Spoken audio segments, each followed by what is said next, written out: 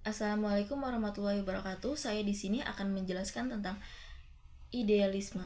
Idealisme adalah suatu pemikiran atau aliran filsafat yang menjadikan ide, kesadaran, dan jiwa sebagai landasan utama untuk suatu pemikiran dan realitas. Artinya, idealisme adalah ide-ide atau pemikiran yang kita pikirkan atau kita bayangkan bahwa apa yang kita pikirkan adalah hal yang paling penting atau yang akan kita gunakan untuk kehidupan sehari-hari. Contoh, kalau misalnya kita berpikir bahwa di papan tulis itu bentuknya bulat, tetapi di mata kita atau secara realistis itu bentuknya lonjong, itu adalah idealisme karena di pemikiran kita itu adalah bulat. Lalu ada lagi, kalau misalnya idealisme itu menekankan moral, universal, dan spiritual. Artinya kalau misalnya kita melakukan hal-hal positif, maka kita akan mendapatkan dampak-dampak positif juga. Begitupun sebaliknya, jika kita melakukan hal-hal negatif, maka kita akan mendapatkan dampak negatif juga. Artinya kalau misalnya kita melakukan hal-hal tercela seperti mencuri, kita akan mendapatkan dampak negatif seperti orang-orang tidak akan percaya lagi kepada kita. Contoh, kalau misalnya kita mencuri di lingkungan masyarakat, kita akan mendapatkan cap dari orang-orang di sekitar kita bahwa awas nih, orang ini pernah mencuri barang dari sini. Artinya kita sudah dicap bahwa kita ini sebagai pencuri.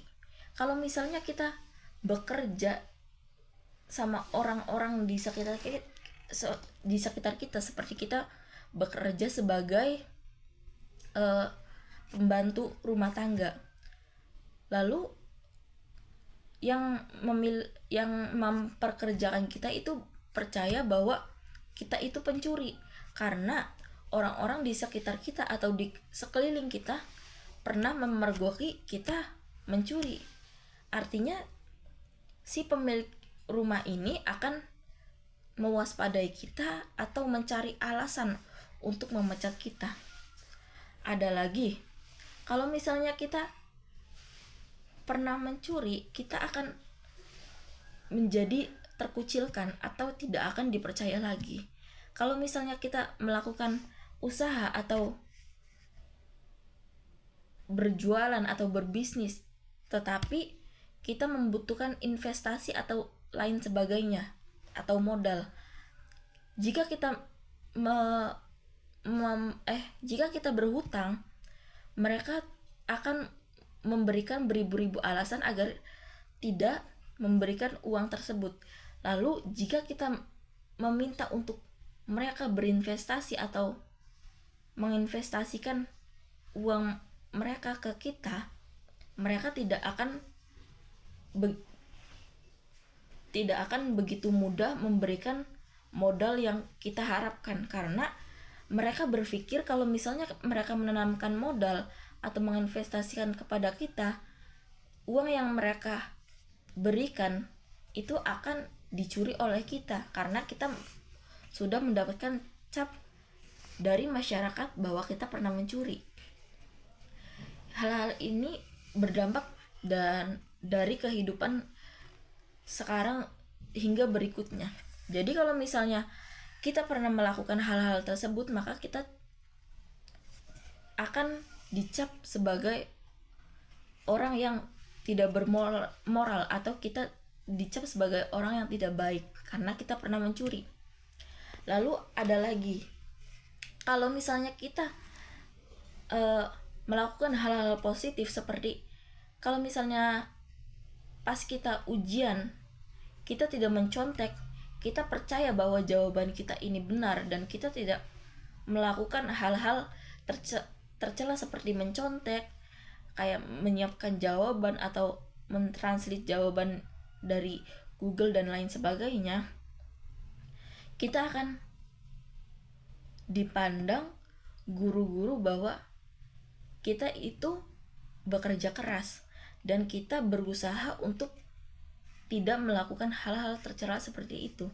Jadi kita akan dipercaya oleh guru ataupun dosen-dosen yang lain bahwa kita melakukan tugas ini tidak dengan Google saja. Maksudnya kayak misalnya kita mengerjakan ujian ini nyontek dari Google atau dari orang lain, itu biasanya ketara atau terciri karena kadang ada suatu